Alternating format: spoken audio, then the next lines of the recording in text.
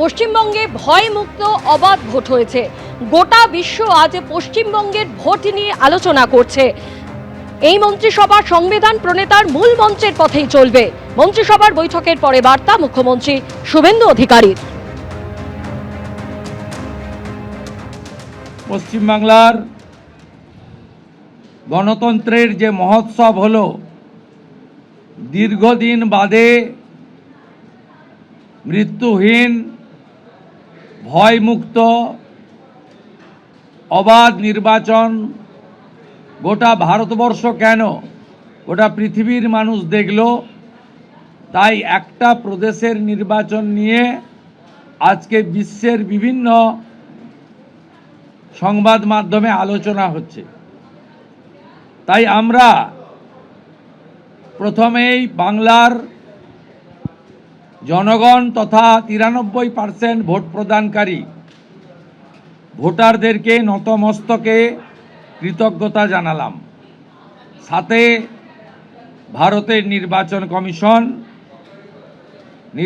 কমিশনের নিয়ন্ত্রণাধীন ভোট কর্মী, গণনা কর্মী, বাইরের রাজ্য থেকে আসা অবজারভার, কেন্দ্রীয় সুরক্ষা বল, রাজ্য পুলিশ, কলকাতা পুলিশ, নির্বাচনে প্রতিদ্বন্দ্বী রাজনৈতিক দল, প্রার্থী, প্রত্যক্ষ পরোক্ষভাবে এই এত বড় কর্মযজ্ঞে অংশগ্রহণকারী প্রত্যেকের প্রতি এই ক্যাবিনেট কৃতজ্ঞতা জ্ঞাপন করে।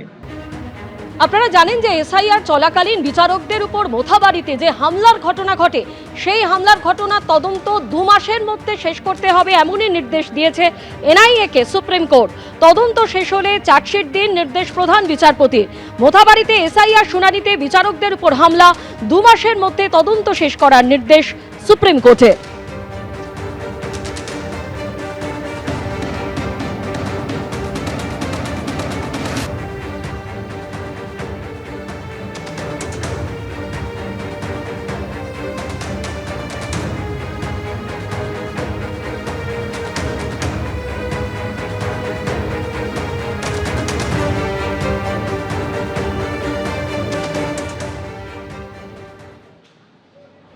এসআইআর এর যত নাম বাদ, তার থেকে কম ব্যবধানে তৃণমূলের হার। আজ এসআইআর নিয়ে মামলায় সুপ্রিম কোর্টের শুনানিতে এমনই দাবি করলেন কল্যাণ বন্দ্যোপাধ্যায়। 31টি এমন আসনে তৃণমূলের হার, ব্যবধান 500 থেকে 600। তৃণমূলের একজন প্রার্থী 850 ভোটে হেরেছেন। 5,500-এর মতো মামলা ট্রাইব্যুনালে বিচারাধীন। কি করতে হবে সেটা আপনি জানেন?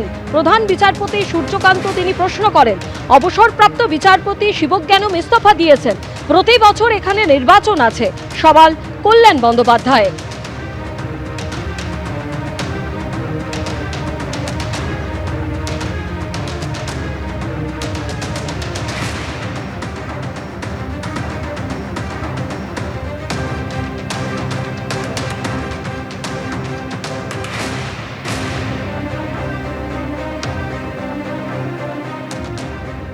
এবিপি আনন্দ, এগিয়ে থাকে, এগিয়ে রাখে।